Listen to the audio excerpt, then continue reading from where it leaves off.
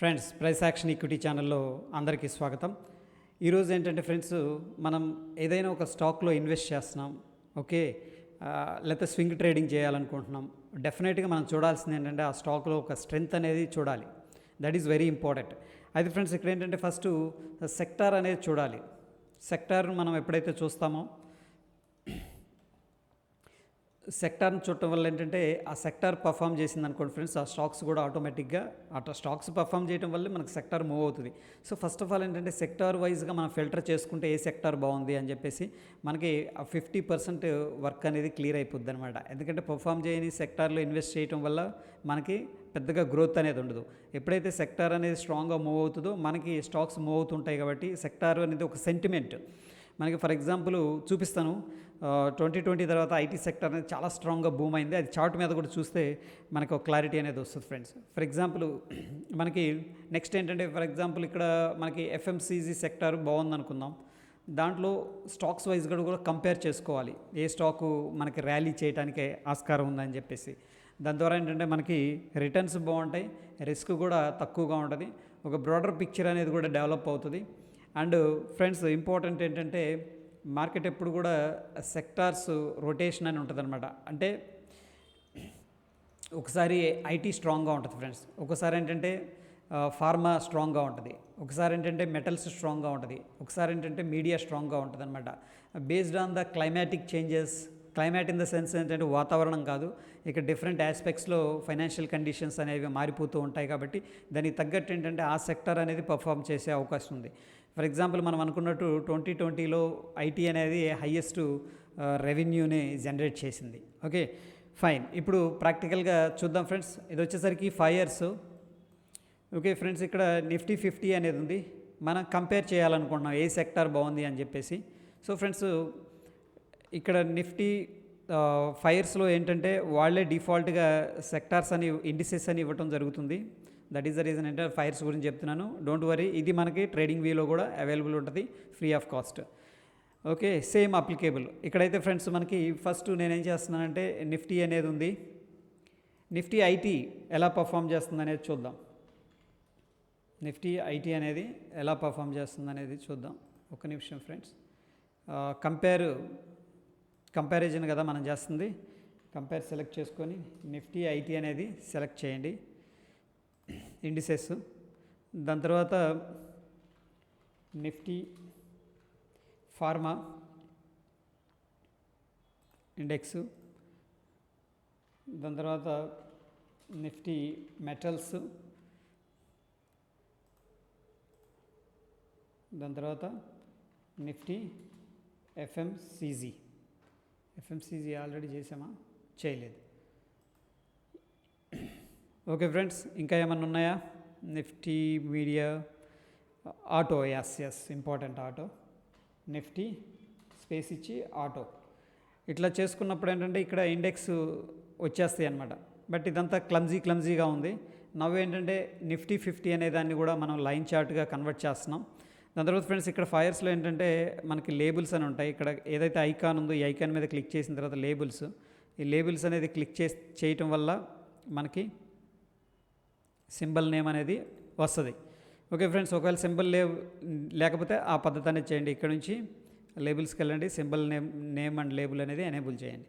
So ఇప్పుడు different మనకు clarity వచ్చింది, ప్రతిదీ కూడా ఒక ఐడియా వచ్చింది. అయితే ఫ్రెండ్స్, ఫస్ట్ మనం ఆల్గా మొత్తం చూద్దాం. అసలు ఈ మార్కెట్ డేటా అవైలబుల్ ఉన్న ఆ డేటా మొత్తం చెక్ చేద్దాం. ఇక్కడ కింద క్లిక్ చేయండి ఫ్రెండ్స్, ఆల్ అని. ఎంటైర్ హిస్టారికల్ డేటా అనేది రావడం జరుగుతుంది. దాన్ని బట్టి మనకు ఒక ఐడియా వస్తుంది. నిఫ్టీ చూడండి, మనకి 1999 తర్వాత అక్కడి నుంచి చూస్తే అక్కడి నుంచి డేటా ఉంది. ప్రస్తుతానికి 1455% అనేది పెరిగింది ఫ్రెండ్స్ ఓవరాల్గా. ఓకే, అక్కడి నుంచి ఇలా పెరుగుకుంటూ వచ్చింది.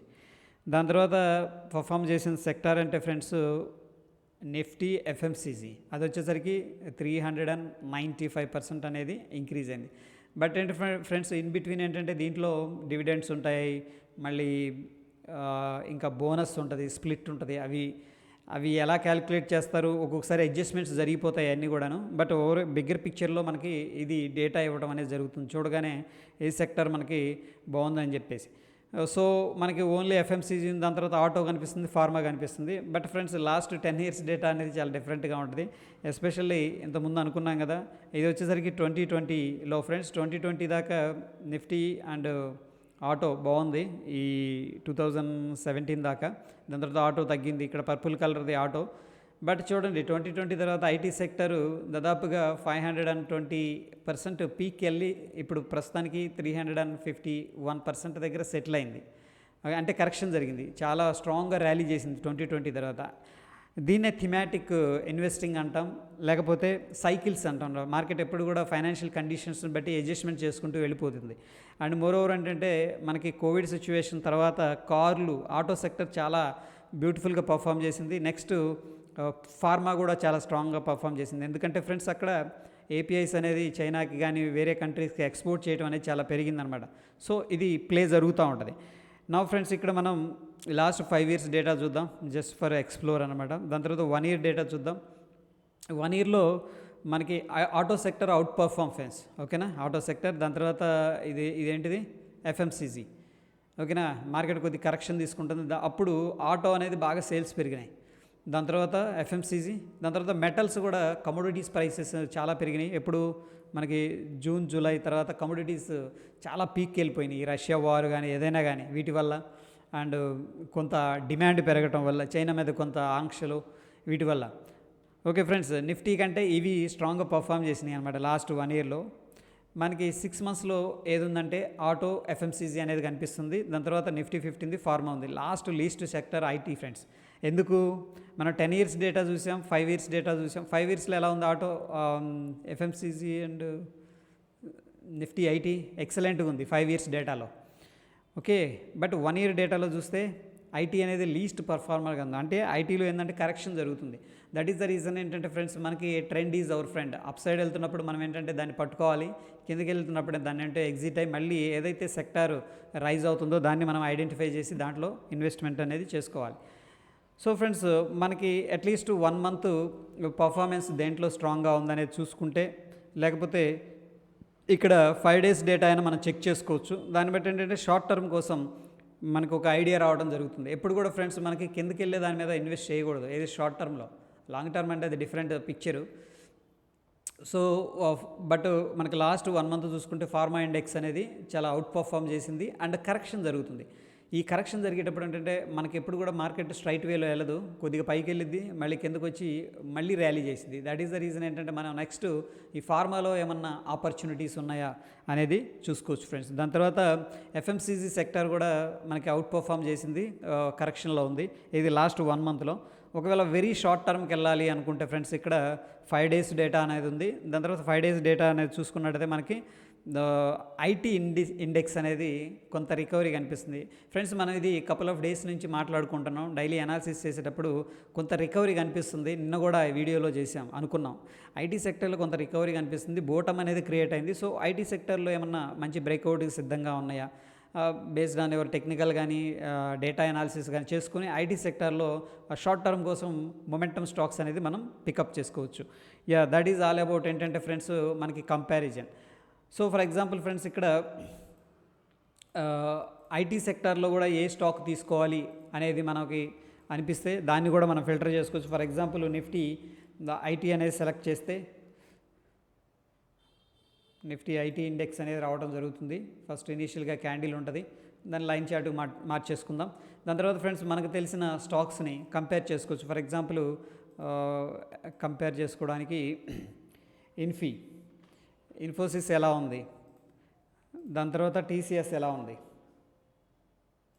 దాని తర్వాత టెక్ మహేంద్ర ఎలా ఉంది. ఓకే ఫ్రెండ్స్, ఈ విధంగా ఏంటంటే 2-3 స్టాక్స్ ఇంకా ఏమున్నాయి మనకి ఐటీలో. ఎంఫసిస్ ఉంది, కోఫోర్జ్,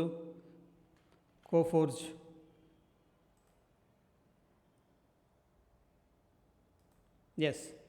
సో ఫ్రెండ్స్, ఇప్పుడు మనకి లాస్ట్ 5 daysలో లేకపోతే ఫస్ట్ 5 yearsలో చూస్తే ఏది స్ట్రాంగ్గా పర్ఫామ్ చేసిందంటే కోఫోర్జ్ ఫ్రెండ్స్. అది కూడా 2020లో మరీ అగ్రెసివ్గా వెళ్ళిపోయింది ఏంటంటే కోఫోర్జ్ అనమాట. సో ఈ ఓవర్ వాల్యుయేషన్స్ కూడా మనం చూసుకోవచ్చు. దాని తర్వాత ఇన్ఫోసిస్ బెస్ట్ బెనిఫిషియరీ అని చెప్పొచ్చు లాస్ట్ 5 ఇయర్స్లో. 5 ఇయర్స్లో 1 ఇయర్లో ఇన్ఫోసిస్ టాప్లో ఉంది, టీసీఎస్ టాప్లో ఉంది ఫ్రెండ్స్. అదేవిధంగా 3 మంత్స్లో చూసుకున్నట్టయితే మనకి కోఫోర్జ్ బెటర్ పర్ఫామ్ చేస్తుంది. అంటే ఇన్ఫోసిస్ లీస్ట్ ఉంది, Coforge and Nifty IT index and Tech Mahindra. Okay friends, and last 1 month data అనేది చూసుకుంటే మనకి కోఫోర్జ్ అనేది అవుట్ పర్ఫామ్ చేస్తుంది. సో ఫ్రెండ్స్, దీన్ని మనం ఎలా చూసుకోవచ్చు అంటే ఇక్కడ చూడండి, టెక్ మహేంద్ర లీస్ట్ పర్ఫామ్ చేస్తుంది 1 మంత్ డేటాలో. షార్ట్ టర్మ్ కోసం మనం ఏదైనా ప్యాటర్న్ కనిపించింది అనుకోండి, ఫర్ ఎగ్జాంపుల్ ఏదైనా బ్రేక్అవుట్ ప్యాటర్న్, కోఫోర్జ్ అనేది మనం సెలెక్ట్ చేసుకోవచ్చు. టీసీఎస్ అండ్ ఇన్ఫోసిస్ ఈ 3 స్టాక్స్, అంటే మనం ఎక్కువ స్టాక్స్ పెట్టలేదు ఇక్కడ, అలా మొత్తం స్టాక్స్ అనేది యాడ్ చేసుకున్నప్పుడు మీకు ఒక ఐడియా రావడం అనేది జరుగుతుంది. సో ప్రస్తుతానికి ఏంటంటే మనకి కోఫోర్జ్ అనేది పర్ఫామ్ చేస్తుంది స్ట్రాంగ్గా. దీంట్లో ఏమన్నా బ్రేక్అవుట్ కానీ అలా లేదు. నెక్స్ట్ టీసీఎస్, ఇన్ఫోసిస్, ఇది ఐటీ సెక్టర్ మిడిల్లో, ఇన్ఫోసిస్ అనేది మనకి నెక్స్ట్ లీడింగ్లో ఉన్నాయి. సో ఈ లీడింగ్ కూడా ఏంటంటే మనం సార్ట్అవుట్ అయితే చేసుకోవచ్చు ఫ్రెండ్స్. ఆ విధంగా మనకి ఈ కంపారిజన్ అనేది హెల్ప్ అవుతుంది. హోప్ ఈ వీడియో నచ్చిందని చెప్పేసి భావిస్తున్నాను ఫ్రెండ్స్. వీడియో నచ్చితే లైక్ చేయండి, షేర్ చేయండి. మన ఛానల్ చూస్తూ ఇంకా సబ్స్క్రైబ్ చేసుకోకపోతే తప్పకుండా సబ్స్క్రైబ్ చేసుకోండి ఫ్రెండ్స్. పక్కనే ఉన్న బెల్ బటన్ కూడా ప్రెస్ చేయండి. ధన్యవాదాలు.